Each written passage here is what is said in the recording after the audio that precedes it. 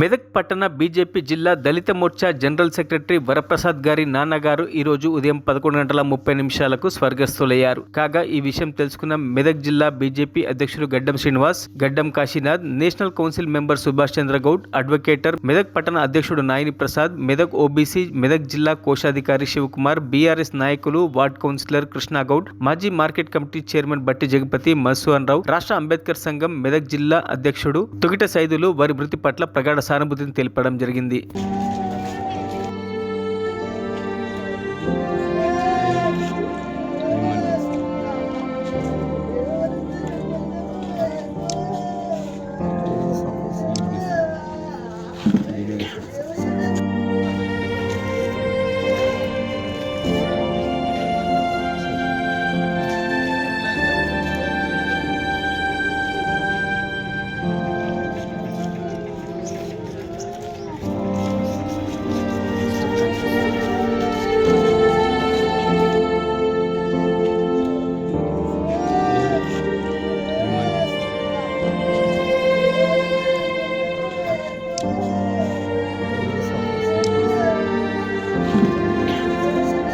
మరిన్ని అప్డేట్స్ కోసం మా ఛానల్ని సబ్స్క్రైబ్ చేయండి.